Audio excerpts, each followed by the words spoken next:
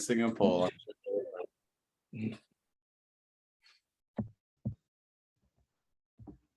All right, it looks like we're on quorum. We have quorum, so we will begin our meeting. Get started. Do we have any public comments? We do not. Thank you, and everyone, if you take a moment and review the agenda. I'm going to talk about what we went over, what was done at the last meeting. Previously, our previous meeting, we had the police chief talked about the downtown. He gave us a downtown presence update as far as kind of what was going on downtown. We had Leah Pitcher, the police auditor, did her annual report. And then we had Cindy Coleman from the Office of Professional Standards do also an annual report. I'm going to begin prior to liaison reports, as far as the part where I would do my opening comments. And right off the bat, I want to let it be known that our commission and myself, I want to thank all the men and women who are veterans in the police department. Friday is Veterans Day. And my father was a command sergeant major. My biological father was in World War II. And my wife's father was in World War II. And I want to just, I have a high respect for the men and women in uniform. So I kind of want to make sure that that message gets out. The second thing, Severio asked me about it right at the beginning. Last night, I went to a meeting. It was the person who did it was Eric Brown, who's a downtown manager. It was building downtown safe strategies. I thought it was very important that someone from this committee be there. I was there. They broke us up into various groups. We discussed a lot of things, but the main thing is that they are listening to information from various perspectives of people who normally might not be at the table, and all of these things were being documented. And many of the things that were discussed were things that's not uncommon to the people on this board. And I just thought it was just a great thing. It was hosted by Yardi. So we had great food. Every person got a $40 gift certificate from the Kiva. And then they even did a drawing. I ended up winning another certificate for Noisette. So if they ever had those type of things again, I'm ready to go, because you're coming out there for $100 worth of things easily, you know. So it was really nice, but it felt really good to get a wide perspective, and there was a lot of representation at that meeting. And there's another one next week.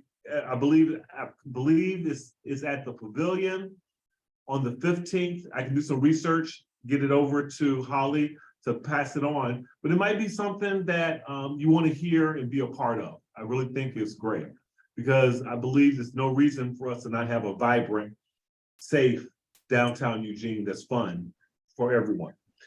And then last but not least, on Monday, myself, Vice Chair Dominguez, and Holly will be doing presenting at to the mayor and the city council.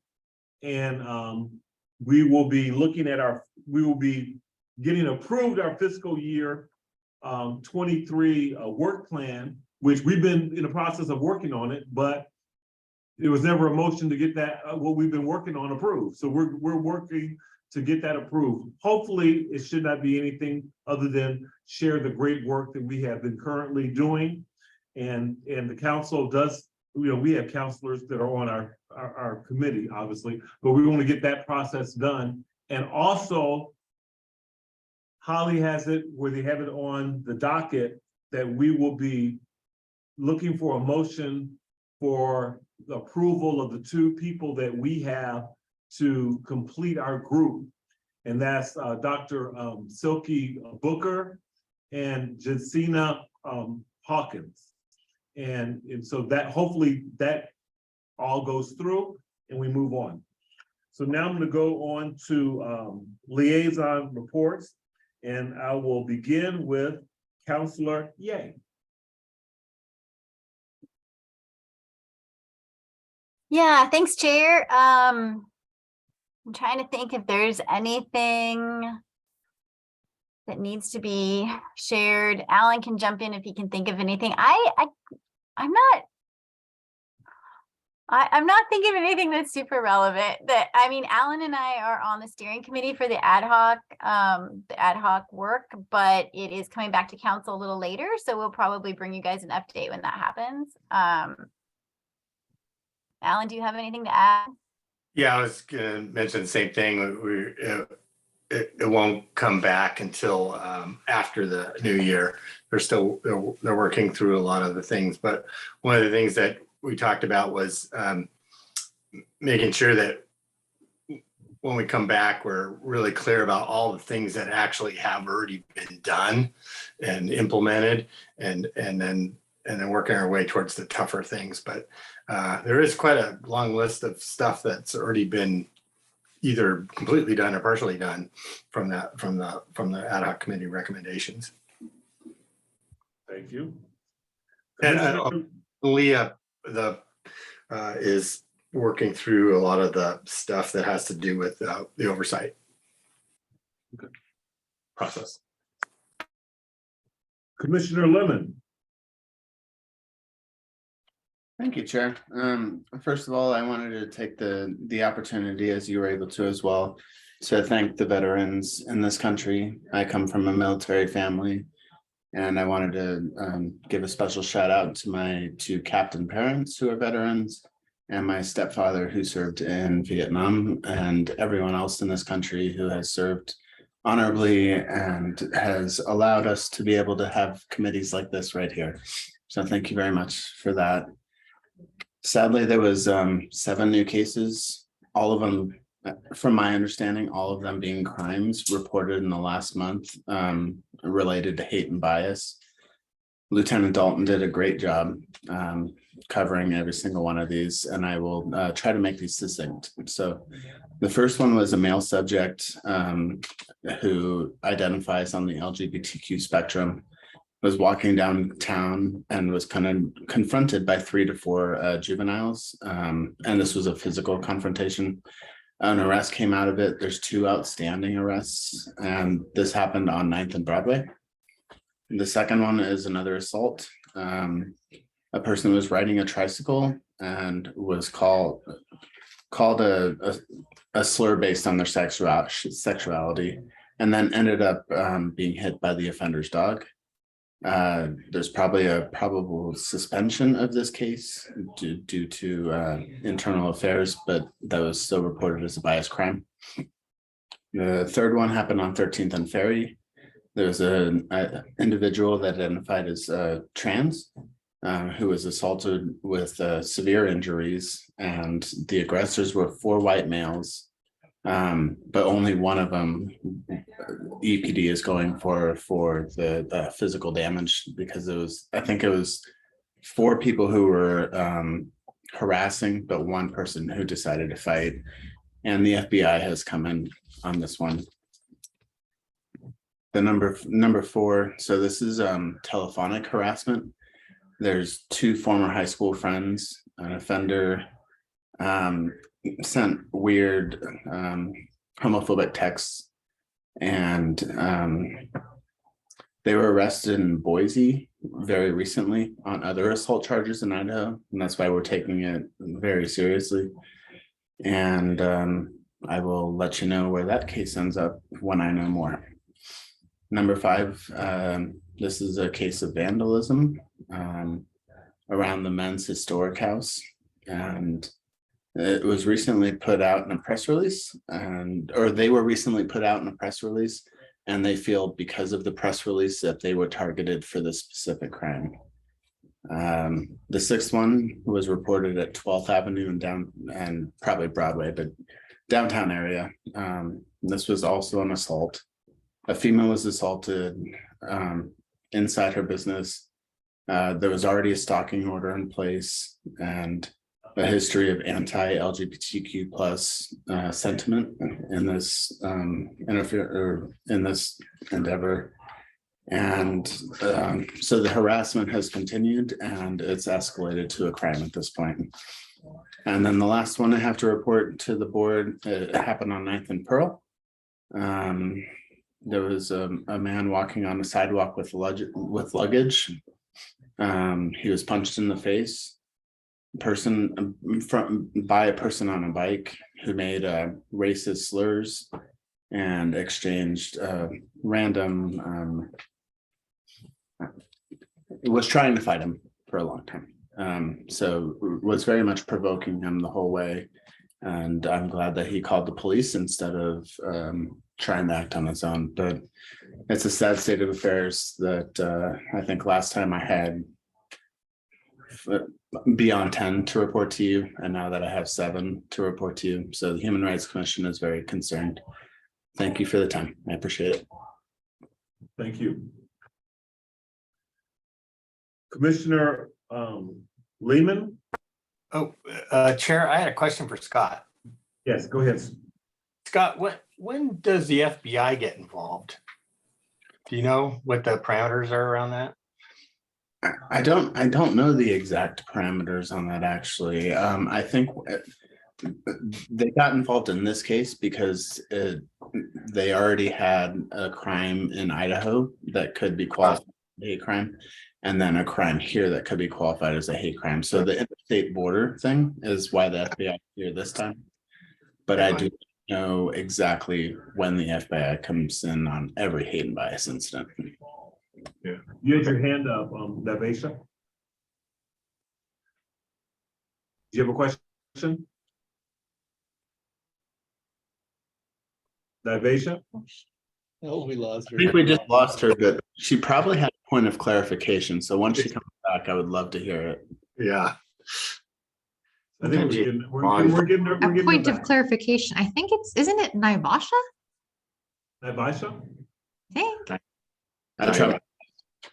I am so sorry. I'm in training out of state. So it is Naivasha, and for whatever reason, I'm having some connection difficulties, but I can go after the opening comments and liaison reports if that's okay. Thank you. Sounds great. Hey, Chair, I can probably offer a little. Yes, insight go there. ahead.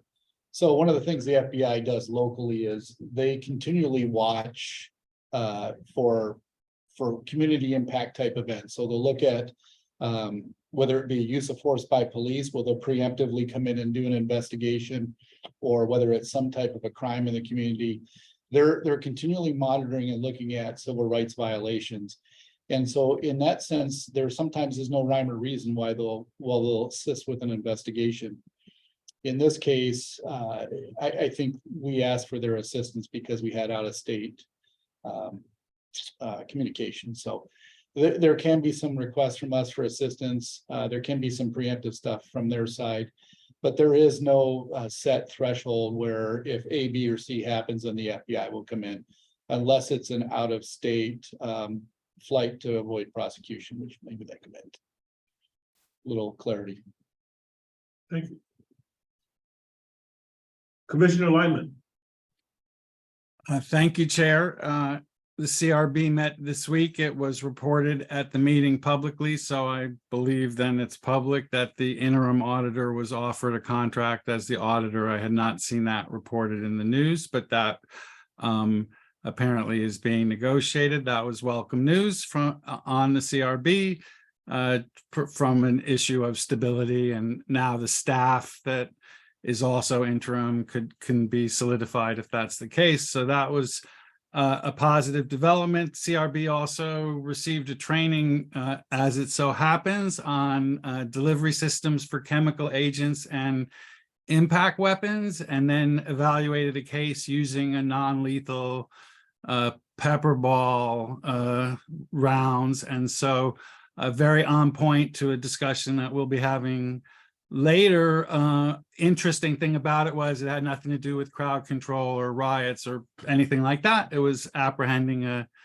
dangerous person when that was used. But so that is what the CRB has been doing. And thank you. Thank you. Vice Chair Dominguez. I am just wondering when Measure 114 goes into effect.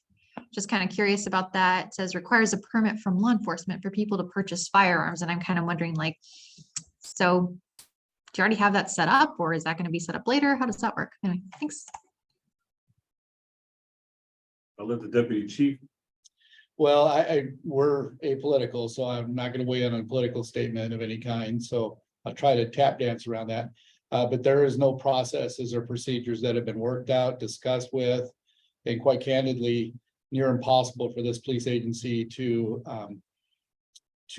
provide the kind of services that ballot measure 114 will call for. So your sheriff's offices have historically done all your concealed weapon permit licensing and the associated training that goes with that. The hope is that maybe they'll be able to pick that up in some capacity. But no, Chair Dominguez, right now, there is no clarity on how we're going to deal with this. So. Thank you. Commissioner Wynn. Thank you, Mr. Chairman. I wanted to thank my colleagues who serve on the interview committee. I know you guys work really hard and put a lot of time into it. I hope that the two recommendations that you sent to the mayor and to the city councilor gets approved. Thank you. That's all. Thank you. Commissioner Mogart.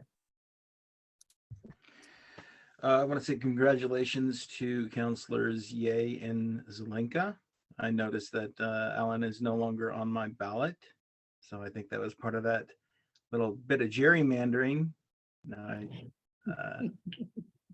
It's weird. You're the street right over from me. It's like light. It's a strange new world, but congrats. And looking forward to the new administration, whoever that might be. I'm hoping it's Tina Kotek, but that's just my political stance on this bit of a conversation. And that would be it for now. Great. All right. We have two absences that I was aware of with Commissioner Shivers and Commissioner Winbrock. So Police Chief Skinner is not here tonight. We have Deputy Chief Sean Adams will be filling in, and he'll be giving his rendition of the chief's report. Oh, gosh, try to live up to those shoes is difficult. So the chief is away, he's out of town, so I'm trying to cover for him today. There's a few things, he didn't leave me anything specific he wanted to talk to the commission about. So there's a few things that are going on and happening here within the organization. We had police officer testing on Saturday and had 71 candidates show up to test for police officer for the city of Eugene, which is, if you pay attention to what's happening in law enforcement recruiting right now, that is a super large number. And so great work being done by our recruiting team and reaching out in the things we're doing. And I also think it speaks to the, it's not just the police department, but it's the community. It's a broader based picture where what we're doing is attracting candidates where other agencies and other cities aren't able to do that. So pretty good testament to what we have going on. We already know out of that process, we have 13 super high caliber candidates that we're processing forward. And when you think about starting with 71 and ended up with 13, that's not an unusual ratio. That's historically been kind of the way things have worked over time, just because of the requirements that are in place, rightfully so, to become a police officer. So that's pretty good news. One of the other things we did is our senior executive team had an offsite this week, and we started talking about strategies and essentially how do we become more efficient in our operations. And so there'll be some stuff pushing out on that, but we're looking at efficiencies within the organization on how do we respond to calls, how do we allocate our resources. We're looking to do some different things with how we divide the city into east and west. And really just trying to come up with some ideas, absent just budget and other things happening, trying to come up with some ideas and become more efficient. So I think Chief will talk a little bit more about that as we move down that. It's not a strategic planning with the true surveys and things. We're more strategic visioning now to position ourselves, this agency, to be effective and efficient into the future. So really, that's kind of all I have, Chair Boggs, but That's fine. I see a ton of hands up, so rapid fire session, I guess. We're gonna start with Nivasha. Okay, thank you, Chair Boggs. So I wasn't at the last meeting, unfortunately. I did have work, so I wasn't able to hop on, but I reviewed it and I just wanted to kind of clear up some things that were towards the end of the meeting in regards to union controlling like manufacturing expiration timelines and whatnot. So like our ballistic vests, they do have a timeline, but that is something that the manufacturer actually sets out. It's not something that the union sets that timeline on. So, you know, the replacement for a ballistic vest is set by manufacturers. Same thing with taser and things of that nature. That's something that the union wasn't controlling. So just wanted to at least put that piece of information out there so there wasn't misinformation. Thank you. Councilor Zelenka? Yeah, I was actually putting my hand up, trying to get it up earlier. I just wanted to let people know I have another commitment, so I'll have to sign off at about 6:45.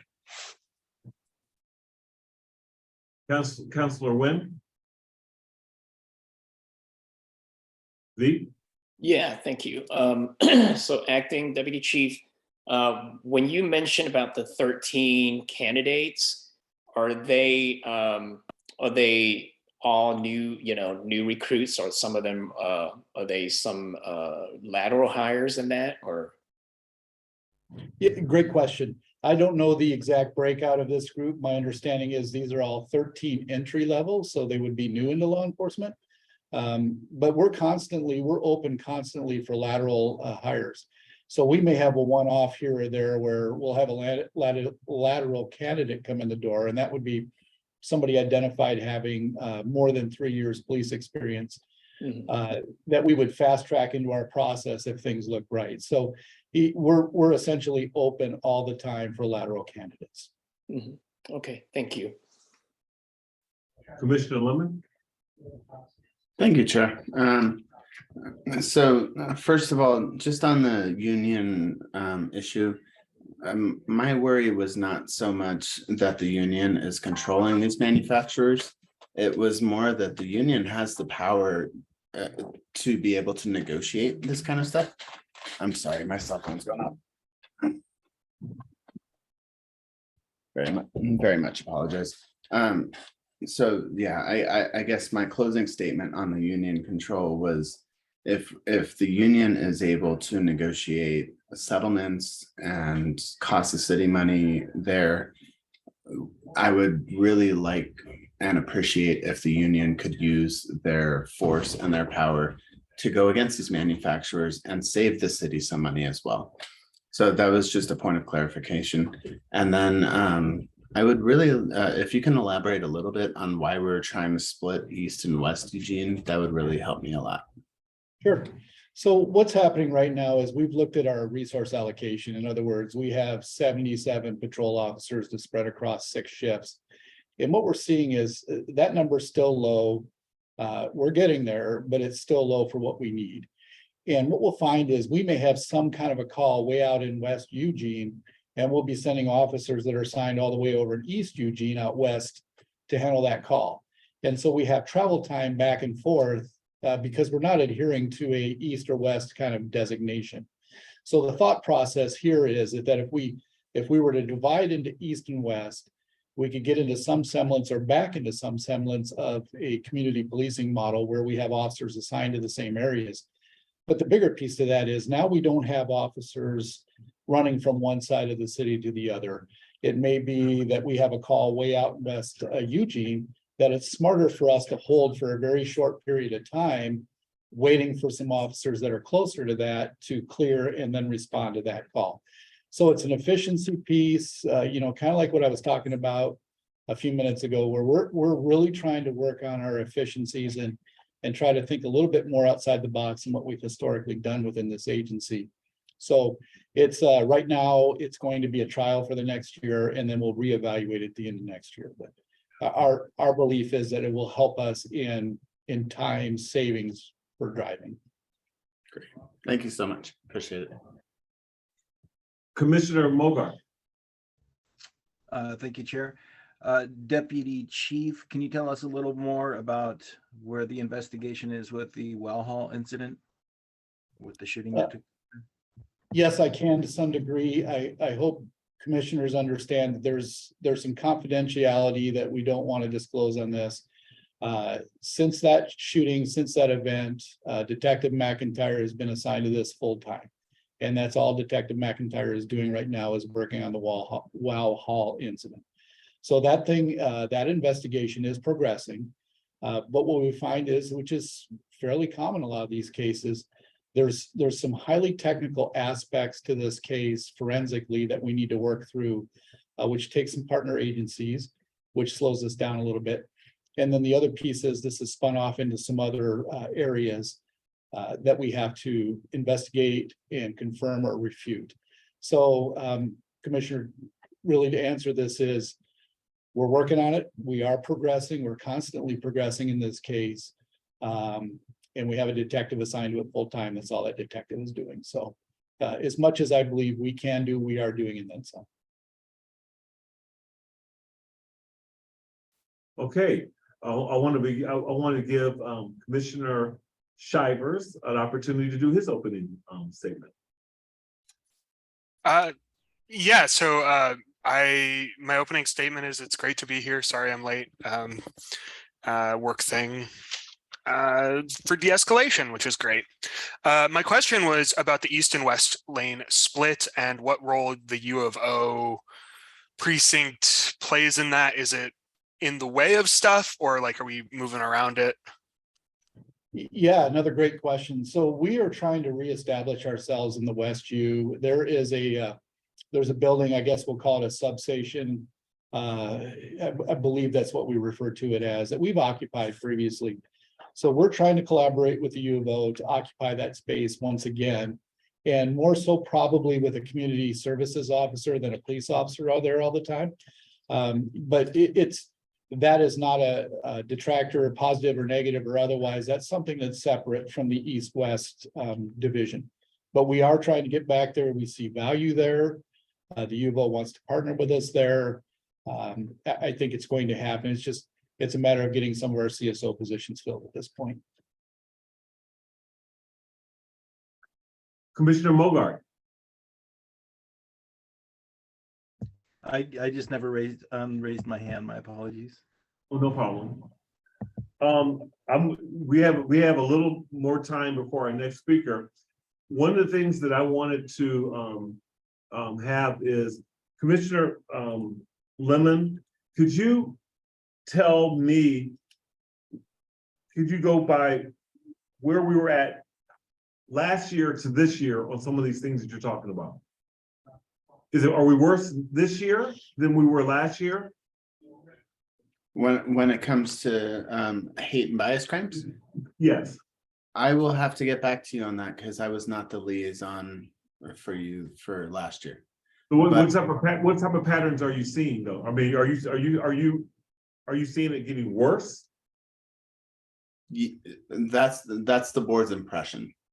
But I would want to bring data to the police commission and not feelings.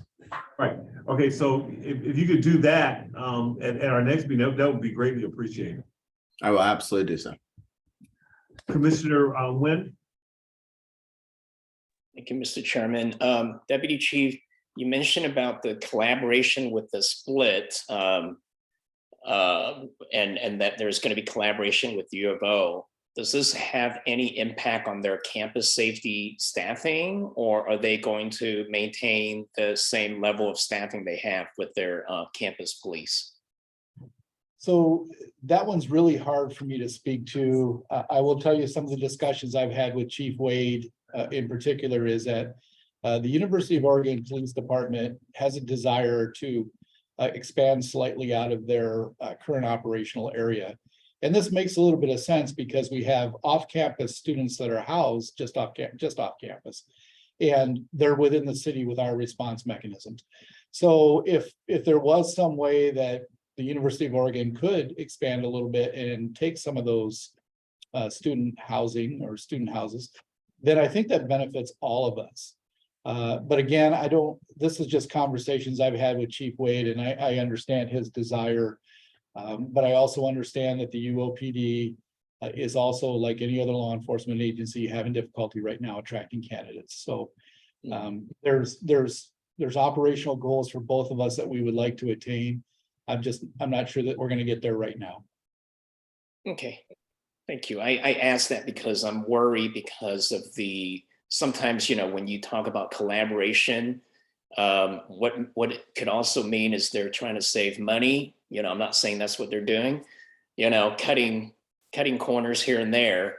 And then EPD would end up having to, absorb some of that responsibility. Of keeping campus safe. Yeah, to that point, I will tell you that we have initiated the Westview substation. That's been something that's a desire for us that we've initiated with them. We see tremendous value add there for our community if we can get back in there. And then it also helps us in our relationships, I think, with the University of Oregon Police Department, particularly. And by no means when I say that are they fractured or broken, but like every relationship, we can make them better. And I think if we're more closely aligned, then we're going to have a stronger relationship. So, okay, thank you. Commissioner Lyman? Thank you, Chair. Yeah, just whenever I hear discussion of extraterritorial UO police, I just think it's important to talk about that. That's a university and a campus, and it's really hard to distinguish citizens from students when you're off that campus and, getting pulled over by a UO police vehicle in the neighborhood within blocks of, my home. It's troubling. And so I just caution. I know that you, the assistant chief, the deputy acting, it's a confusing number of titles, but I heard you qualify. I'm not suggesting that you said it. Whenever I hear that suggestion, I speak up because I think it's a very risky thing. And the substation, I have no issue with. I think that, that's not what I'm addressing. It would be UO campus, off campus. Thank you. Mr. Shivers? Yeah, thank you. So I was contacted recently by a University of Oregon student asking me to comment about Leah Pitcher's, official appointment as the auditor. And I think one of the reasons is because previously I've talked about my concerns regarding the accountability of the UO department. And I'm wondering if there's any way that as we cement that relationship and advance that relationship, if there's any way in which we can ask for more accountability, given the fact that UOPD responds to things that are not student related at all. And that you will now be hopefully playing a greater role in that area. Those lines are getting blurry. Always have been.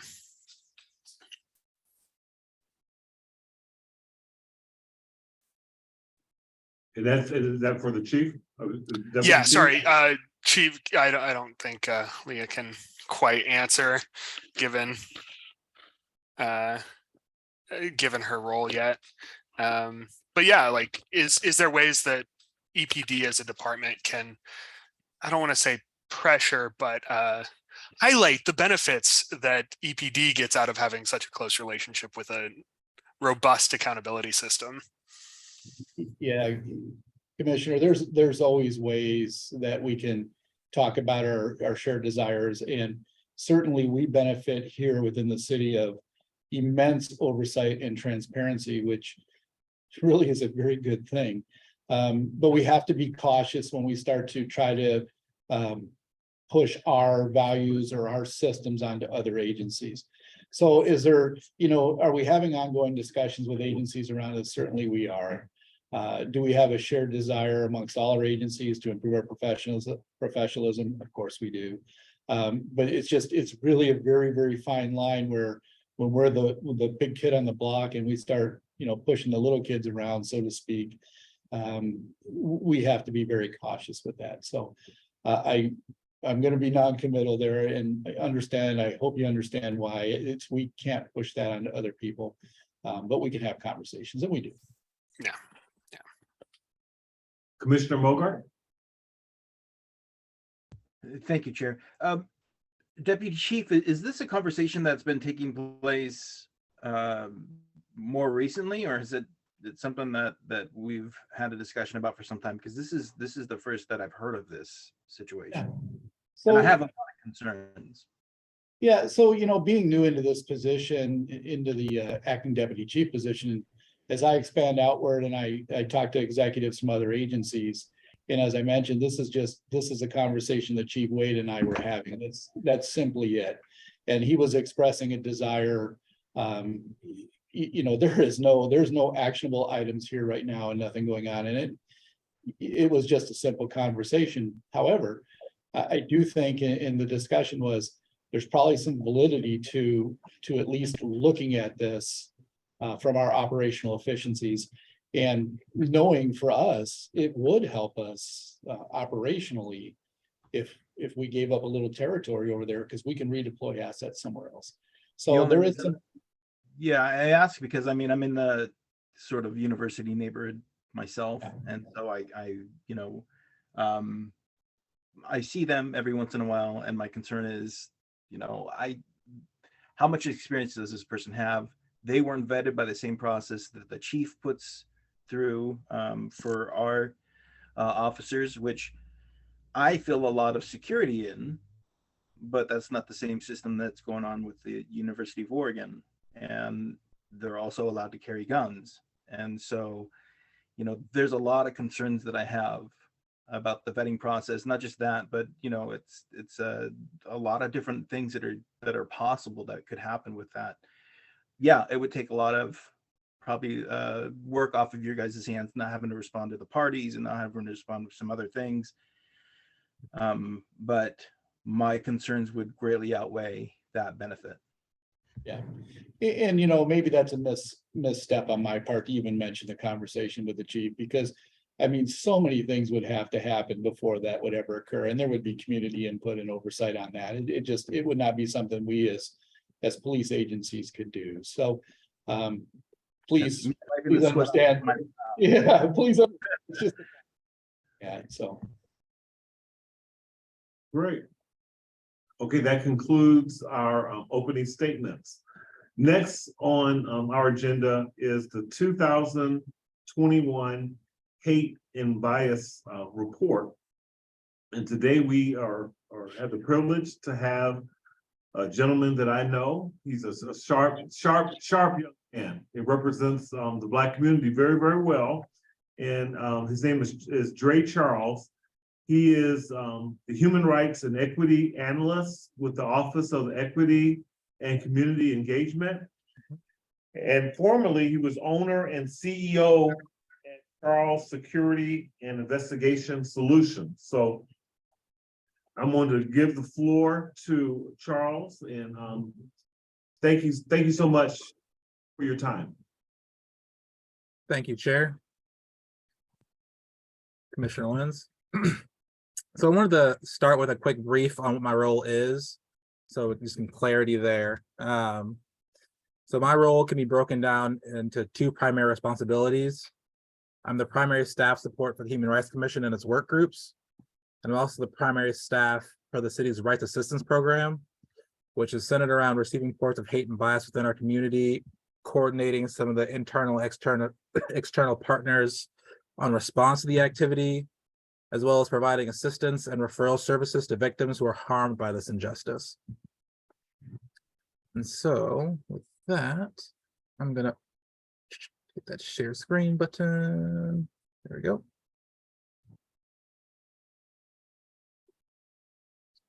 Perfect.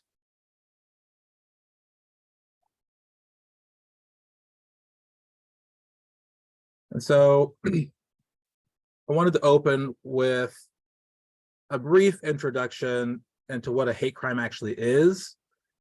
In simplest terms, you can think of a hate crime as a criminal modifier. Like, I experienced a particular crime act because of my identity.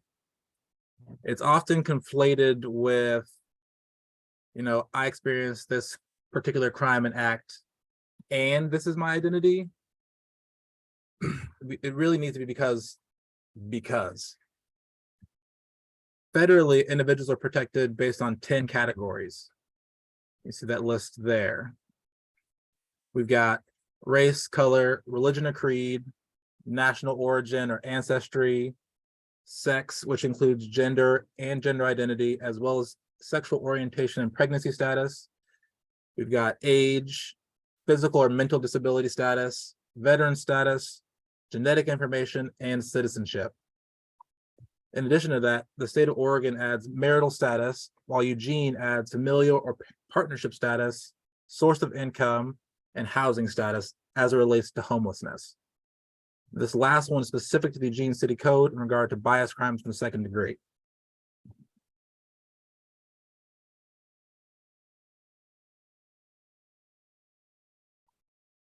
So this was the 10th year of the City of Eugene's Hate and Bias Report.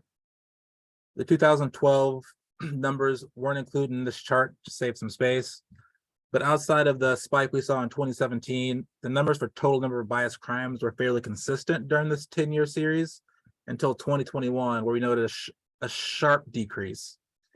So while we don't have a definitive reason behind the sudden decline, we are continuing to collaborate with community partners and various organizations to try to improve reporting turnout and decrease the possibility the decline may be stemming from underreporting or lack of coordinated efforts.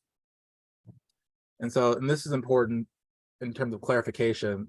Eugene historically tracks its total hate and bias crimes by number of cases, not by the number of charges, which is the source of some of the differences you'll see in the numbers as we dissect the data.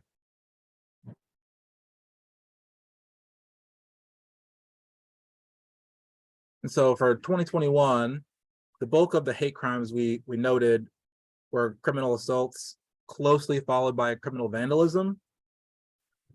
The majority of the criminal vandalism cases were swastika and/or anti-Semitic in nature. The total charges for last year were 29. We had 2 cases with multiple charges.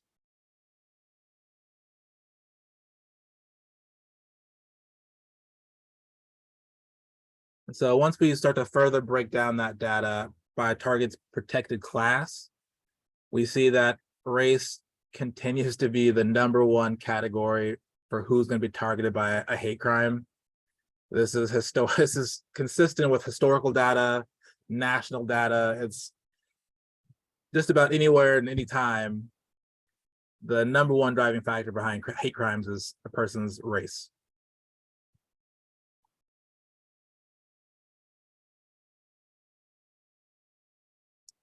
So as we further disaggregate the data from last year into specific communities who were targeted, the Black or African American community, by and large, was the #1 target for hate crimes last year in Eugene, more than all other groups combined, just about. And it's particularly concerning because the Black community makes up less than 2% of the population in Eugene. The second largest group was the Jewish community, and like I mentioned before, that's primarily criminal vandalism with swastika graffiti and things of that nature.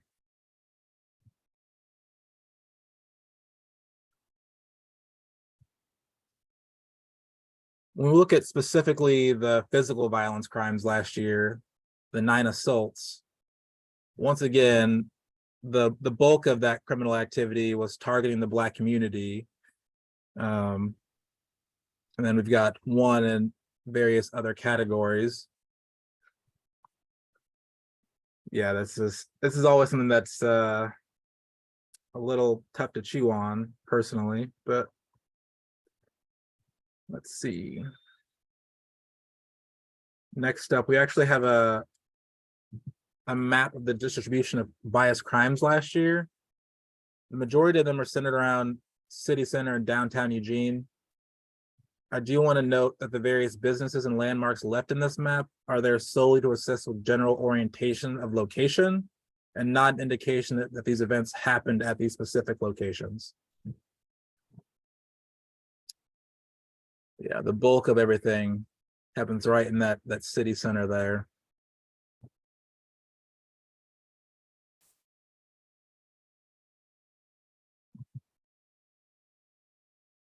From here, we're going to go into the non-criminal incidents. And so again, we noted that a declining trend here in non-criminal incidents outside of that spike we saw in 2017. But it's a little sharper than it should be. And so again, we haven't quite found the source of that yet, whether that be underreporting or various reporting sources that exist. I know that the state recently put forward its bias reporting hotline.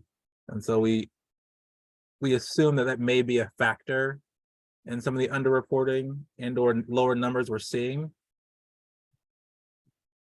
But we're coordinating to try to minimize that the best we can.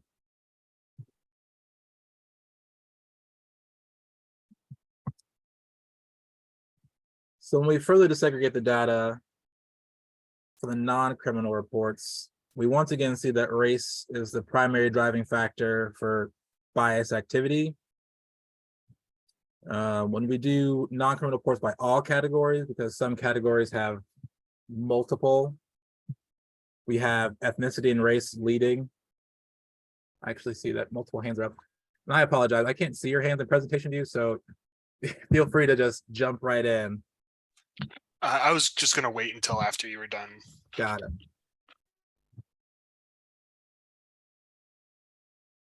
Yeah, once we expand to all categories, ethnicity takes over as the #1 category, closely followed by race, which once again points to the fact that race and ethnicity drive criminal bias activity primarily. But also sexual orientation and gender identity have been on the rise.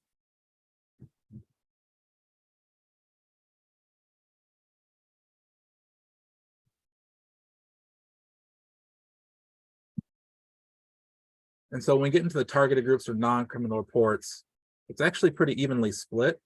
Like I mentioned, LGBTQ plus identifying individuals had a rise in that aspect. The Black African American community continues to be one or close to the top. The unhoused community also experiences quite a bit of bias activity that's non-criminal. And then we've got unknown or other, which means we just don't have the information to quite classify where it's supposed to be. We got 2 for the Jewish community, 1 for the Hispanic community, and 1 for the Asian community.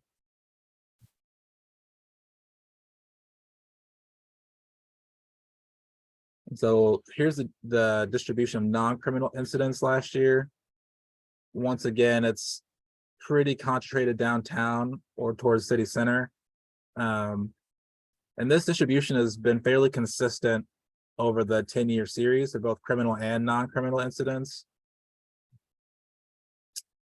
Unfortunately, our heat map is not as pretty as it once used to be, but we did the best we could. Charles, did you want to take a couple of questions? Yeah, I'm going to open it up to Q&A after this presentation. That's great. Then that's what we'll do. That's what we'll do. This is- That's what we'll do. Actually just about done, so right on time. And so you can find the complete report as well as all the previous reports online at www.eugene-or.gov/3643/hate-and-bias-report. At this time, I'd like to thank you all for engaging in this presentation and then open it up to questions. Thank you very much. We're going to begin with Commissioner Shivers. Yeah, thank you, Chair. My question is around specifically heterosexual women and the sort of like lay definition of hate crimes. Seems to me like it would include the harassment of heterosexual women as well. But from your data, it looks like they are not included in this report. So you are correct in that they are a protected class category. Where you're a bit off is not that they're not included, is that we don't have any reports from last year. And so if these incidents are occurring, they're not being reported to our office. And if they're criminal in nature, they haven't been reported to EPD. I mean, I think I find it difficult to believe that no woman has been assaulted or harassed in Eugene in the last year.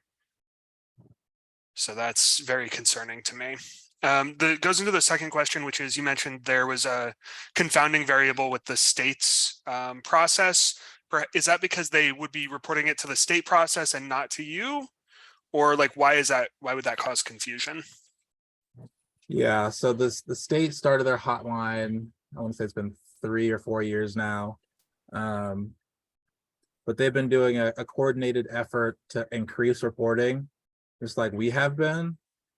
The state accepts reports for all over the state, Eugene included. And so individuals can report to us or the state, but usually when folks report, it's only to one source. And so I'm having conversations with the DOJ to see how we can better like collaborate around data sharing. I know that they had roughly 70 or 75 calls from Eugene last year. And so we got to kind of dig through the data and see how much of that is duplicative, if we have it or not, how much of that should have been handed over to us to begin with, how could we can just better clean that up. And we're also having conversations on how we can just better align moving forward in the future, so we can be more proactive instead of reactive. Because I'm very fond of clean data. And so it's been a project of mine ever since I've come on with the city, is that I'm touching base with all of our community partners and seeing how we can best align all these various systems to improve our reporting turnout. Like I'm having conversations with the various school districts. I'm gonna be having conversations soon with larger businesses to see if they can't share their data in terms of incidents within their organizations, and just see how we can better collaborate and coordinate. Because like I said, there's a known struggle around underreporting that we do need to address. Commissioner V. Thank you, Mr. Chairman. Mr. Charles, thank you for the informative presentation. I was kind of wondering, as I was reading the report, and my first thought was, what you had said, that it was kind of skewed because some groups are not likely, or less likely to report hate crime, but knowing this, you mentioned that the city is trying to mitigate this with measures. What exactly are these measures? I kind of would imagine that, some of that might be educating the public to let them know what exactly qualifies as a bias crime. Because when I first heard bias crime, I was like, what is that? It sounds like hate crime, but Yep. Is there a difference? So it's a new terminology to me. And then I would think that building trust, whoever that, is taking down these reports, whether it's law enforcement or, wherever else that they're reporting this. Part of it is, certain community just don't trust law enforcement, coming from where they came from, right? Whether it's upbringing, their personal experience, culturally speaking. And then there's the language access, and the list goes on and on. So what exactly has the city been doing to strengthen trust, to educate the community about what exactly is bias crime? And as far as like making it accessible for, people who don't speak English as a first language. So you've touched on quite a few barriers that have existed in terms of reporting historically. And so I'm gonna try to go one by one. So in terms of language access, the city does have a language access program. And so we have the ability to take reports in various languages. We're not as adept as the state is currently. The state hotline can accept reports in up to 200 languages, which is part of why some of those reports are being filtered through. I'm assuming. But we do have the ability to have those conversations. In terms of the educational aspect that you touched on, so there's a few initiatives that our office is currently working on.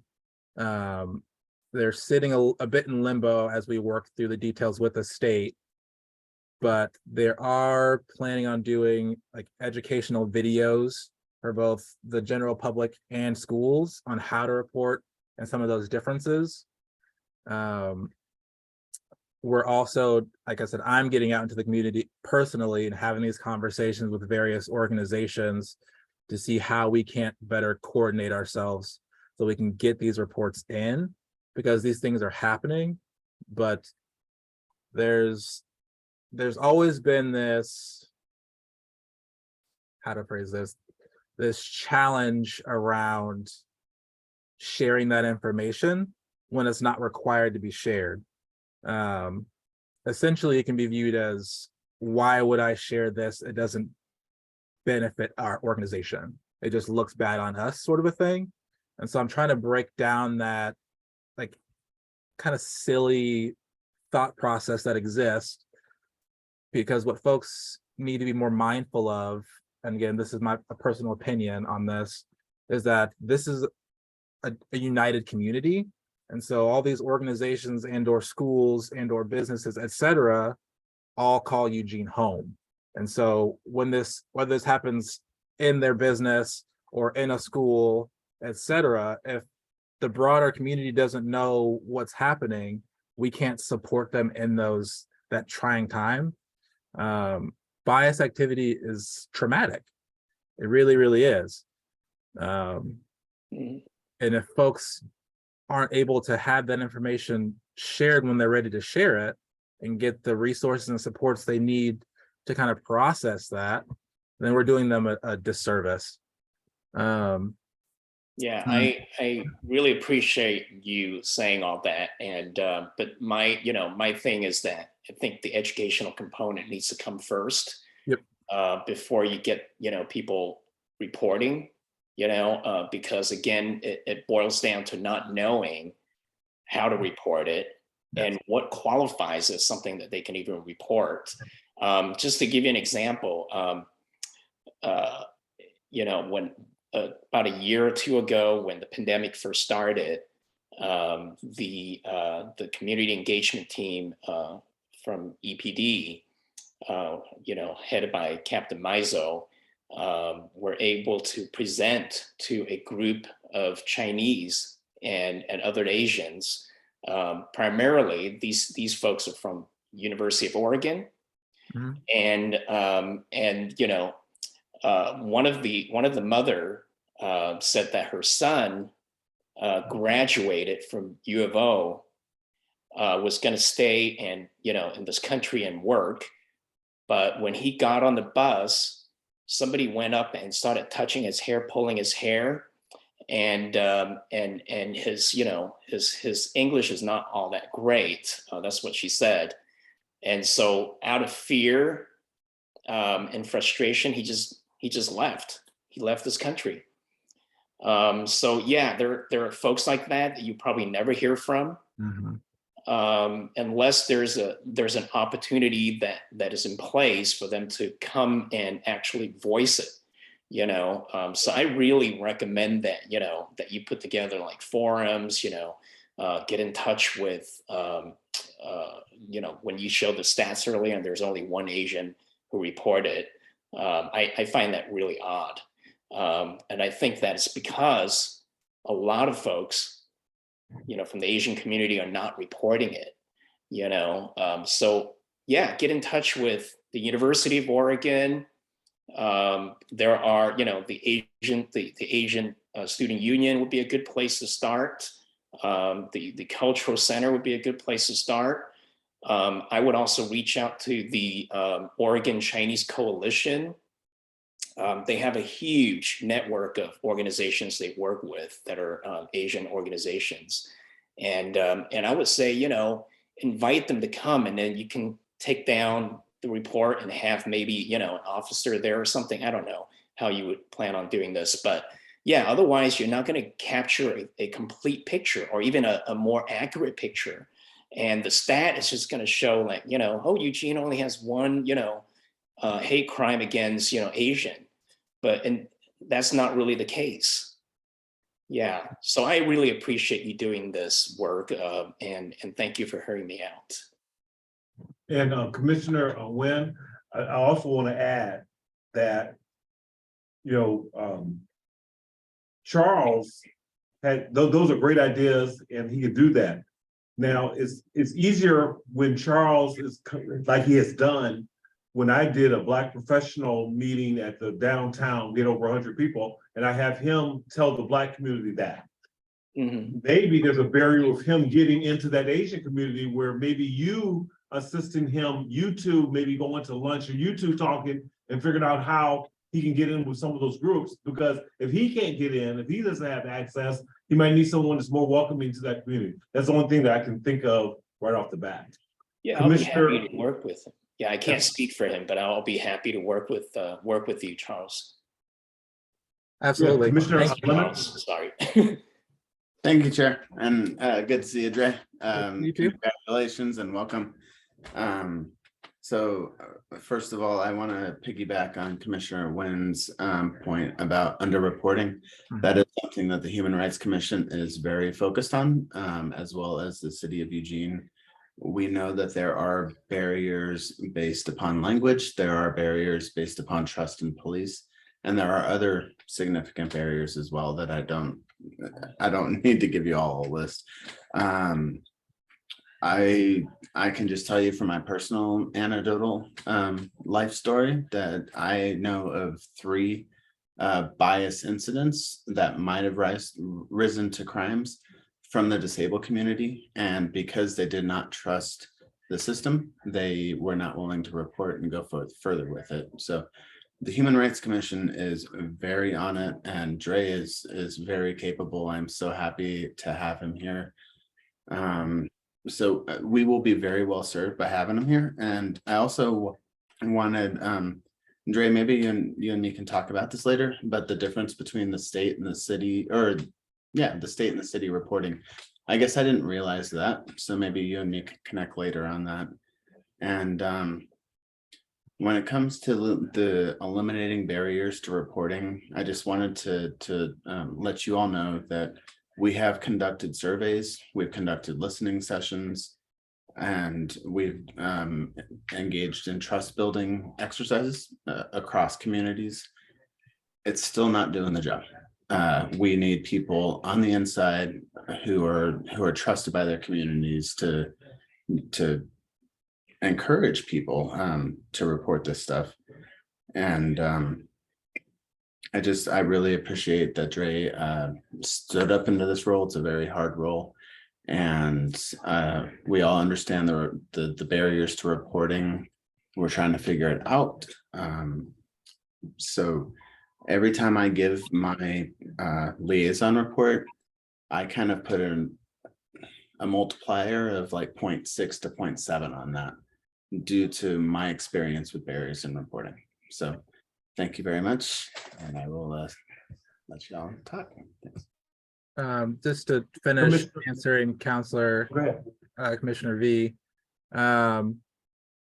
So you also asked about the difference between a hate and bias crime. There isn't a difference. It's just verbiage. They're the same thing. Some jurisdictions will call it bias crime, others will call it hate crime. They're the same thing. Commissioner Lyman? Thank you, Chair. Thank you for that comprehensive and informative report, and I appreciate that the city backs that effort, and it's important and good information, and expressing, it's disturbing, and I express solidarity with all the victims, and in particularly our Black neighbors that seem to bear the brunt of this kind of crime and the non-criminal aspects of it. As a Jewish member of our community, I can tell you that I don't feel half safer. Clearly, I think you're on the right track, thinking that this is an underreporting issue, framing it as part of the police commission and the police response. I will say that over the years, I've had involvement in security issues to that particular community with EPD, and it's been a tremendous response, and over the years, a lot of trust, and I believe that goes on with a number of communities that are at risk, and the risk level seems really elevated at the moment, and so the statistics, my pitch to EPD in terms of this issue is that, so it says that it's down by half. It isn't down by half. It clearly is a time of to be alert and vigilant, particularly if you're a community at risk. And I just encourage and thank EPD from, at least my personal knowledge relates to its help and assistance to the Jewish community in terms of staying safe and secure. And I believe that they extend that across the board, and it's a really shining side of the department, and they deserve a shout out for it. But yeah, thank you for the report. I appreciate it. Thanks. Commissioner Bogart? Thank you. So Dre, you had mentioned something in line with the 2017 numbers versus the numbers now. Is that correct? Can you clarify your question? Yeah. So you had said that there was a lack of reporting, or that there was a jump and a spike in 2017, and now the numbers are not the same. Is that a concern that you all have? Yeah, so historically, how folks have reported bias activity has remained consistent. Despite that, we saw that rapid spike in 2017, right around election time, and it came right back down right afterwards. But this decline that we saw last year wasn't in line with how that data trend should have looked. Even with a declining trend, it shouldn't have dropped off that way, essentially. Mm-hmm. So what we saw, it went like the spike and then balance back out, but instead of staying balanced or going at a decline, it just suddenly dropped off. Mm-hmm. Which it did raise some concern, which is why we're having as many conversations as we're having around what could that cause be. Because like I said, everything else has been consistent in terms of how folks can report, the various avenues and or assistance available. And so that sudden decline shouldn't have existed. It does exist. And so now we need to figure out the source of it. Okay. I didn't understand what your reasoning was about the spike. I mean, the spike was the year of Trump. Hate activity rose. I can tell you, as I'm the president of the League of United Latin American Citizens for Lane County, and we get reports from people who landlords were raising rents and not responding to people who have issues with their houses, or evictions because they don't want a Latino family living with them anymore. Kids that are being harassed at school, and then it stops there. Nobody reports it, because the kids' parents live in the shadows. So there's a lot of different factors that the Latino community is going through, Latina communities going through, that never get reported because the fear of being deported. So, that spike was there because of Trump, and the number of crimes that were being reported were because there were so many different people that were being available to report. You had also mentioned something about the variables in the different areas. You guys ever unincorporated Eugene, are those ever factored into your reports? So first, while I can speculate that that spike was due to the volatile political season that we had that year, I can't say definitively, nor would it be appropriate to do so. In terms of the heat maps, unincorporated Eugene hasn't been included in those. No. It's something that we do need to address. I'm not sure where to start with that quite yet. It's a conversation that, like I said, we've been kind of having internally on how we can include more voices in this. Like, our office receives reports from all over the place. We can only answer and or serve those from Eugene. And so previously we haven't had a resource to kind of fall back on. Example, I had a call maybe a week or so ago from someone up near, I want to say it was Salem, up near Salem, Salem or Albany, but it was a Latina woman who didn't speak English. And so we initially had a language barrier there, and we got some translation service for her, and then we discovered she wasn't even in Eugene and we can't help her. And that's been a pretty recurring thing that's happened. Now we have a resource that well, you can't report to us, but you can report this to the state.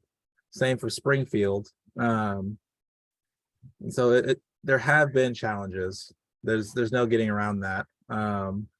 And like So you touched even- on a little bit, there has been concerns from various communities, whether that be trust and confidence in government in general, or if there's been concerns around immigration status or how this may negatively impact them in some way. So there needs to be a better job done. And while I'm new to my role, the onus on this is on me. That we need to do a better job of being able to communicate with the broader community and let the community know that it is safe to report and build that trust and confidence and those relationships. There's a lot of that has to do with relationships. Right. Folks are going to report to those entities or individuals they feel safe with. And so if they don't feel safe in that space or safe with those individuals, they're not going to say anything to you. So with the woman in Salem, I'm speculating here, but it's likely that somebody had a phone number for your office from Eugene or from the outlying areas here and said, this is somebody you can reach out to. But one of my concerns is there's a lot of people that work on the farms and they live in Santa Clara, unincorporated Eugene. So you're telling me if they wanted to go ahead and make a report and say that something has happened with their worker not giving them a paycheck, which happens all the time, or somebody being picked up and made to do something, and then being offered work, not being paid, or even, like I said, being evicted, or having some other sort of thing happen to them because they're Latino and they don't speak English. If they wanted to report it to you and they were in unincorporated Eugene, it still wouldn't count towards the numbers.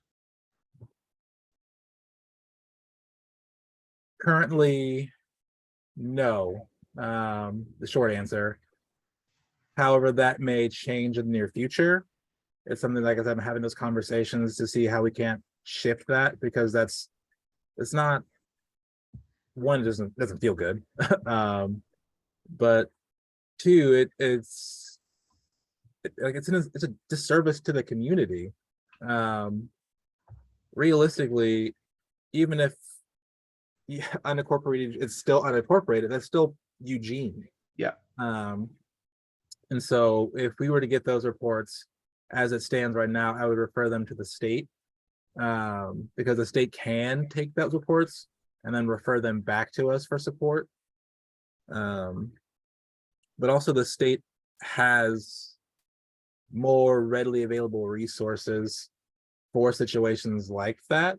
Like the state has an emergency fund available for victims of bias activity, up to $1,000 per individual per year. And so some of that emergency funding for those activities to kind of handle the harm that occurs when that happens and navigate the processes. They had the translation service available constantly for 200 languages. And so that would be my first go-to, and then kind of navigate the system in that way. I mean, that would be better, because oftentimes a lot of these families have their children be the vocal point for the family and the family's issues. And that makes it really difficult for a parent who is telling their child, please tell this man that we have lost our housing because we're Latino. Please tell this man that I did not receive my pay because they didn't feel they needed to do this. So yeah, that would be great, because a lot of these kids 10 years old and they're navigating the system for their parents. Counselor Ye. Yeah, thanks. Well, Dre, first of all, thank you for being willing to take on such a large role. And I'm really encouraged by all the things I hear from you. You have great ideas. So I just wanted to say thank you. We've talked a lot about people not trusting the system, and so they don't want to engage with it. But one of the things I run up against, and I have not found a successful answer, is not that they don't trust it, it's that they just think they don't see value in spending their time reporting, right? Even my own family members are like, what are you going to do about it? What's the point? Like, it happens to me all the time. No, it's not that they don't think we care. It's just like, what are you going to do about it? So when you encounter that, or if we encounter that, I'm wondering what your answer is, because mine have not worked.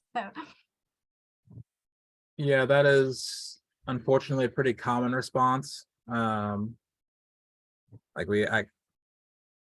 We've had a couple of incidents happen not too far from our office that our staff have witnessed firsthand and had those conversations, like, you should report this.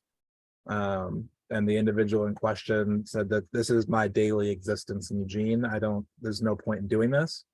And I empathize wholly. I experience things myself that,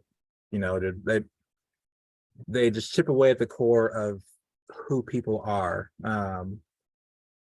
Now, in terms of how we can encourage reporting, so there's a couple of avenues that have been moderately successful for that. One is reminding folks that while you may not see an immediate, benefit to reporting this, not reporting it, one, allows folks to think that things aren't happening. And so there's no additional funding or supports for those victims. So you're kind of, again, doing a service to the community in this way. Two, there are supports available through our office. So an example of which, I actually had a meeting just a couple of days ago with the Trauma Healing Project. And so we're going to be partnering with them to provide punch cards to their services for victims of bias activity.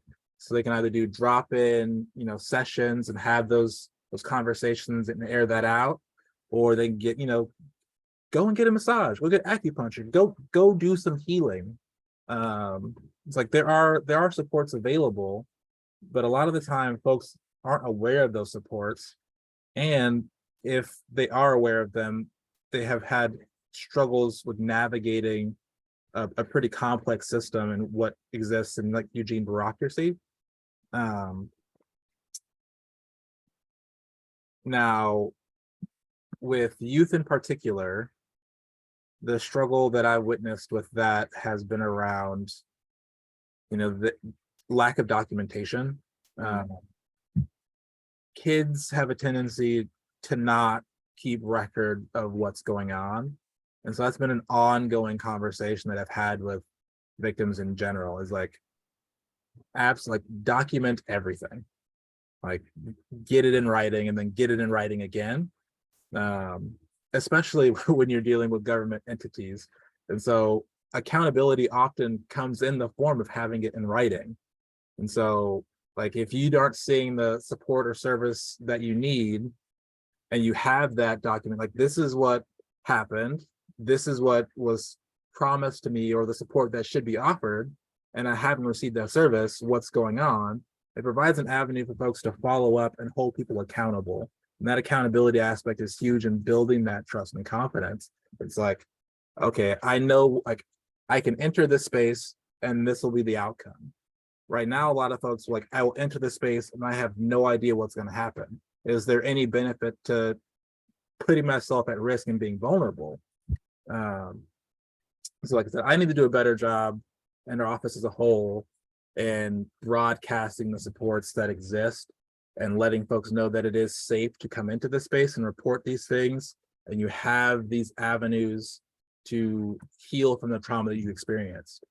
But we as a community need to do a better job of having these conversations amongst ourselves, and really encouraging folks to be mindful of making sure we either report or document, etc. Because without documentation, you don't have anything.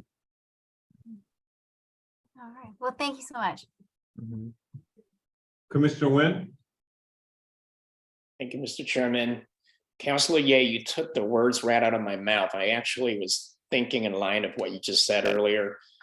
Dre, I was hoping that, when I was reading your report, that you would provide some information about what was done after the report, was made, by these individuals. Additionally, in Chinese, Cantonese, that's my dialect, we have a term called mo yong. Okay, mo yong, mo means no or not, and yong is use. So you guess what that means? It means it's useless or there's no use to report something, when you don't see any result from that. So if we report a crime, there better be some actions resulting in, in justice being served, or something being done other than just a number of statistics, So, if not, Chinese would just opt to just ignore or absorb the negative experience, even if it's painful and it's illegal, Yeah, we are just very practical people, we're very practical people. And Councilors, yeah, you could probably attest to that, right? Maybe not, you're laughing at that. But anyway, yeah, I really would enjoy talking with you further on this, Dre, and sharing some of my cultural experience with you, so that hopefully we can tap into the Asian community and educate them, and also to bring them together, so that they can share their stories, because we all have our own individual stories about hate crimes, I'm pretty sure. All right, thank you. Yeah, Super quick. to tie into what you were saying, Commissioner Nguyen, that meeting that you were talking about that y'all had before with the whole group and so forth. Those meetings can't be a one-to-one and done a meeting. This is something that has to be a recurring. One of the things that you, me, and Commissioner Dominguez were talking about was having swag and those type of things, and we were at a table and so forth to hand out. If we can get brochures or those type of things in Cantonese, in different languages, with telephone numbers, with step 1, 2, 3, that these are things that you do when these incidents happen. That's how we continue that dialogue and get this thing out to the community. So we're right in line, but we just can't just say we did it one time. It's an ongoing matter. Just won't stop off of one conversation. No, I Commissioner agree with Shriver? you. Yeah. Mr. Chairman, I agree with you. I don't think we can capture everybody because not everyone's going to be able to be available to go back to that meeting. And you know, going once, you only get the information in small chunks. You can only digest so much. What we did in that little, you know, safety forum that we did with Captain Mizell was it was not just to talk about to let people share events. It was also an opportunity for the police department, the EPD community engagement team, to present to the group in you know, information that is useful, like public safety. How do you conduct yourself in a dark alley, for example? If you're going to a car by yourself at night and you're parked somewhere, you know, in downtown or whatever, how do you make it a safer, you know, trip? Things like that. So I think we can, you know, we can do something like that, you know, with your presence there to, you know, to educate them about bias crime and hate crime, and to, you know, make it so that it's accessible in different languages, so that we can have one for the Asian, I mean, for the Chinese community, one for the Hispanic community, one for, you know, just, you know, you get the picture. It needs to be done, you know, and it needs to be done maybe yearly, you know. Yeah. Commissioner Shivers? Yeah, I am wondering about, so there's obviously people are targeted, right? And especially going off this conversation of like, what are we doing? You know, this might be just as much a question for the deputy chief as it is for you, but what do we see in terms of reprisals for reporting? And what is our process for sort of tracking that and protecting people? I believe that's you, Deputy. Yeah, I can jump in. Yeah, I got this straight. That good. So here's what we do here within the police department, and we have special investigations unit. Our detectives are each assigned to one of the underrepresented groups that we have in the city. And the goal there is exactly like all of us have been talking about, is to build familiarity, which builds trust. And so let's just say our Chinese community, we have a detective assigned to investigate Asian American crimes, bias crimes. So by doing that, we do increase. But to answer the question, when we have that engagement with our victims, then if we have or we see any type of reprisal, then we can come back and go with a criminal investigation for tampering with a witness, or we may have a stalking order or some other criminal element there. So that's the connection there if we do see reprisals. I am not familiar, having been in investigations and leading that for a couple of years and being pretty deep into bias crime is it's part of my background, investigations wise. And so it's pretty deep and important to me. And I'm not aware of any cases where we had a reprisal type crime or some other event associated with a bias crime. Now, Dre, you may have some different information than I do, but I don't recall that occurring. Yeah, I'd second. I don't have any knowledge of a reprisal. And following up on some of the questions you had around like victim support and what are we doing post event. So I can't speak to everything's happened historically. I've only been here, was it 2.5 months now? So I'm pretty fresh. Yeah. You're doing great. Yeah. However, a big thing for me, and this is both personal and professional, is providing victims of these incidents like quality care and like follow through. It's like I said, these events are traumatic, and people need to be able to process that trauma and know that you're going to follow through on what you say you're going to do, and do everything you can and then some to make sure that they're both, you know, heard, validated, and supported. To kind of give you an example, so I'm working with EPD on a bias crime currently. So I can't speak much to it, but the victim of said crime initially wasn't very comfortable having that conversation. We ended up making an accommodation to have the interview done here in our office so the victim can have a space to do so without fear of retaliation. We ended up, we scheduled it for half an hour. We ended up staying for almost 2 hours to allow the victim to just, one, process the sheer volume of like, you know, emotion that she was going through.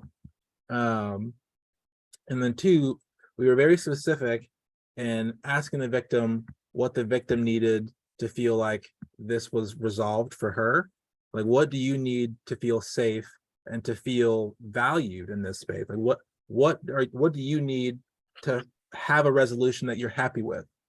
And so we ironed that all out, and we built a plan for the victim. On top of that, we're also looking at, again, the victim supports post-incident. And so I'm connecting the victim with the Trauma Healing Project so that she can just go and recover. And so it's a kind of a planned process. But the first step naturally is the safety and dealing with the incident at hand. And then we work on the recovery piece. Mhm. I did have a quick follow-up, which is if we have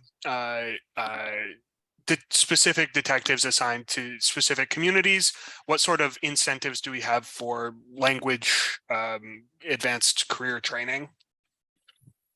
Yeah, so that's ongoing. I mean, clearly our demographics of our agency don't match our community. And that's something we're constantly working on. And, you know, we see that in our detective section. So to the point, Commissioner, yeah, I mean, we're trying to work on language skills, and really it would be great if we had representation in our detective section of every segment of our population. That's a goal. But we don't have that right now. Yeah, just given that we don't, do we offer increased pay for learning the language, right? Like, yeah, so Great. we offer bilingual pay. So if you were to go out and get certified in these languages, yes, you would have a financial incentive. And we will actually, to some degree, pay for immersion. I'm in the process of trying to work through one right now for one of our employees that did just that. So we're constantly trying to work on that. Commissioner Mogart. Your hands up. Severio?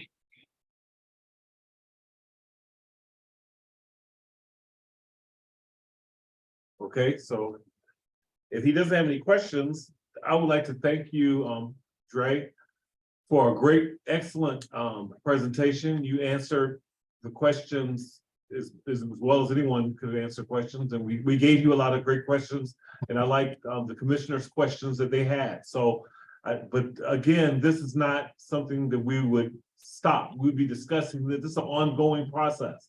A lot of things came up from this, and we can jot down from we'll look at our notes and act on those.